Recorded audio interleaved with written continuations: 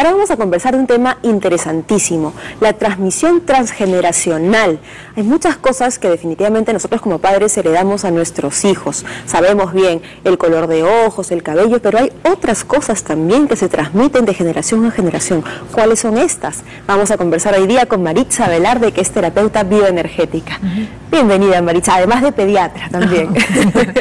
Cuéntanos, sí, Cecilia, sí. ¿En qué consiste esta transmisión transgeneracional? Mira, es un tema muy interesante porque la palabra en sí te puede dar una idea de qué, pero es que nosotros, todos los seres humanos, en el sistema familiar, con mamá, papá, la mamá, los hijitos, van a transmitir los padres una información a sus hijos y los hijos a su vez también, o sea, lo serían a los nietos, en todo caso los abuelos, los padres, los nietos, así sucesivamente, generación tras generación. ¿Qué vamos a transmitir? Aparte, como dices tú, de la parte genética, que es importantísima, tenemos que, en base a qué experiencias hemos tenido como seres humanos, se llega a ser padre, pero no significa que haya sanado todo, digamos, todos los temas propios de la vida de todo ser humano.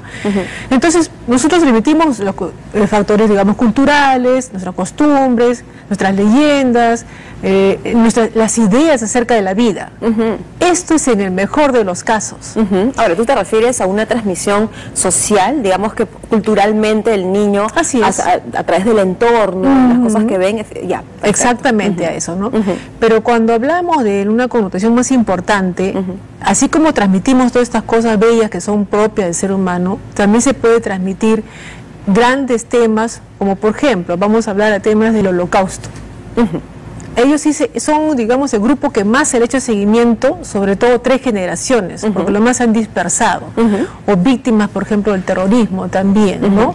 ¿Cómo es que estas familias, cuando han estado expuestas a peligros, a torturas y a situaciones, digamos, de las más duras que puede tener un ser humano, las más extremas, claro, y las más extremas, como ellos tienen 2 comportamientos? Uno le llaman el término aglutinarse, o sea, quiere decir que todos están súper unidos para poder defenderse del medio exterior, el cual de por sí cualquier cosa, hasta la mínima, ellos desconfían o tienen miedo o piensan que les va a pasar algo.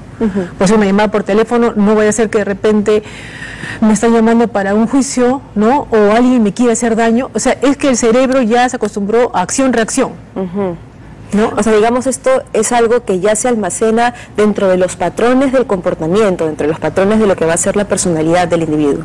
Definitivamente, y eso a la vez se va a transmitir a los hijos, que vienen, digamos, con una carga genética, pero el ambiente, cuando es propicio, ese niño va a estar en buenas condiciones. Pero ¿qué sucede cuando, por ejemplo, en estos casos extremos, es un padre que ya, digamos, está en un tema de depresión, alta desconfiabilidad de todo lo que es la vida, tienen que cerrar su círculo, o también puede ser que se desligan, o sea, yo no quiero saber más de este problema, nunca más quiero escucharlo, y guardo un silencio absoluto.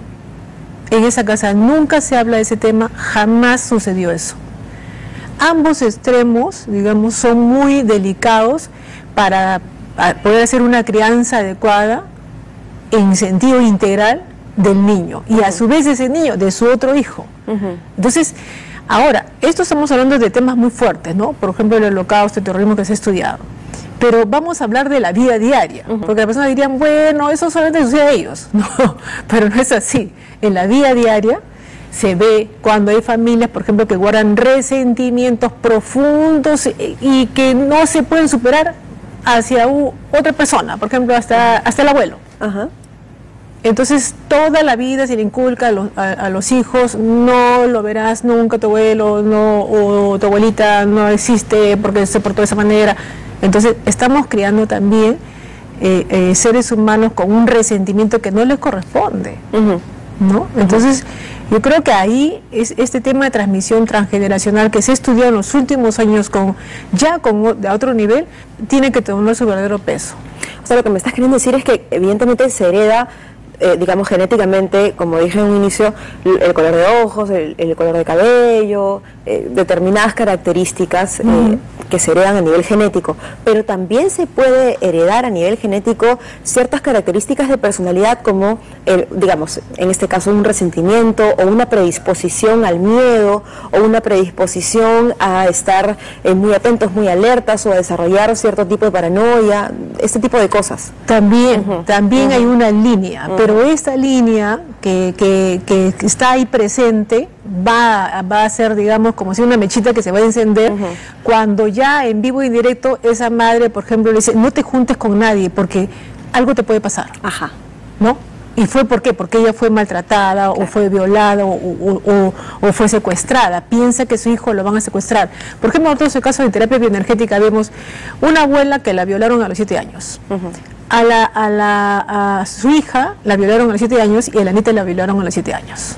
Entonces uno dice, no puede ser que tenga tan mala suerte que 7 años justo les pase lo mismo a las 3. No, es que ya hay un temor que se antecede a una situación, es decir, tengo miedo, alguien va a venir, algo le va a pasar, tengo que cuidarla, 6 años, no la dejo de salir en la esquina, y lo más probable es que eso también atraiga justamente a personas patológicas para que se dé el mismo acontecimiento.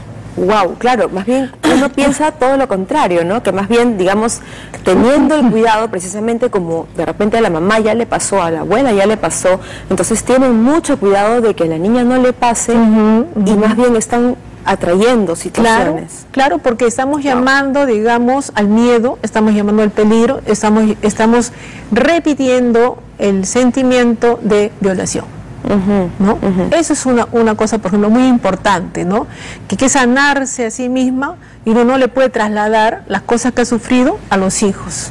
O sea, no le debe trasladar. Y para eso que tiene que recibir, por supuesto, para eso están los psicólogos, para eso están los terapeutas, para recibir un tratamiento adecuado. Eso por un lado.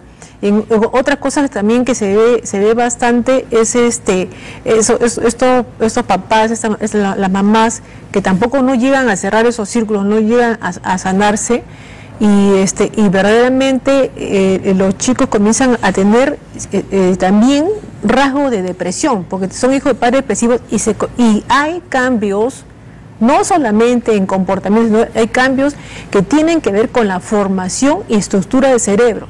Es decir, yo quiero que las mamás y los papás de acá entiendan en este programa que no solamente es que yo tengo una pena o de depresión o he sido víctima de algo malo y yo sé que eso tengo que tratarlo bien, la vida me debe llevarme a eso como un aprendizaje, pero si yo eso lo llevo hacia mis hijos, lo que voy a hacer es que sí, definitivamente voy a cambiar la estructura de su cerebro y de sus emociones.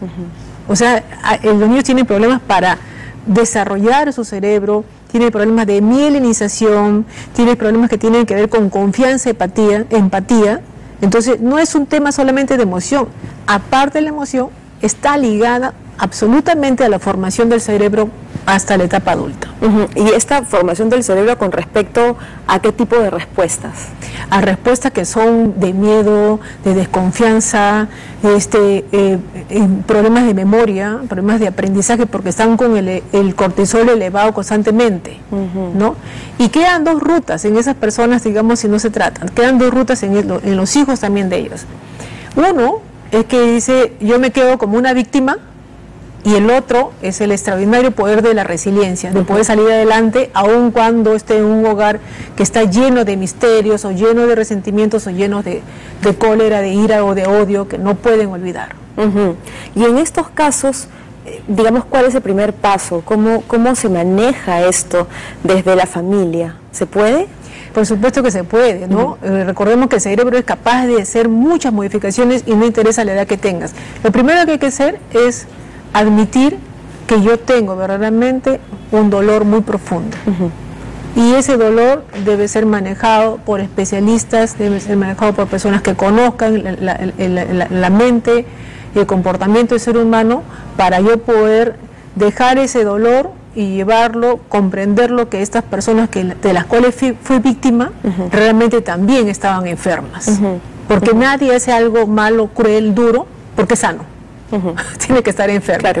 Comprender que están enfermos realmente, y yo también, y llevar todo, pues, la familia o la pareja a terapias para poder salir de eso y vivir en alegría, o sea, vivir solamente ese presente precioso que tengo, que son los hijos que lo estoy viendo, que no tengo por qué trasladarle mi pena, mi dolor o mi ira o mi cólera a ellos, o sea, no se merecen eso, ¿no? ¿Y hay alguna forma, digamos, que en este caso el hijo, ¿no?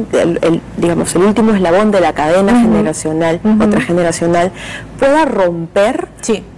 Ajá. Definitivamente, y esos son aquellos que inclusive sin terapia, porque vamos a poner todos los escenarios, hay los que dicen, no, yo no voy a estar con mi familia en eso, ellos tienen su tema de que no se pueden ver con otras familias, se odian y todo lo que quieran, yo no lo voy a hacer, yo voy a tener mi vida sana, voy a salir de esto, voy a tener una buena pareja, un buen esposo, y muchos son extraordinarios esposos, extraordinarias esposas, y gente que inclusive hasta ayuda a otros para que no pase lo que le pasaron a sus hijos, o ellos son los sanadores de su familia. Y realmente no hay una cadena que no se pueda romper, sino es aquella que uno escoge, o yo rompo esto y sigo mi vida sana, o continúo pues sí en el círculo, ¿no? En el círculo me voy a enfermar de muchas cosas, ¿no? Pero como bien tú dices, lo importante, y bueno, ya con esto cerrar el tema, es partir por reconocer, ¿correcto? Cuando uno tiene un dolor y de repente cuando es algo que ya se viene trayendo de muchos años o que abarca incluso otras generaciones, la mamá, la abuela, el papá, el abuelo, qué sé yo.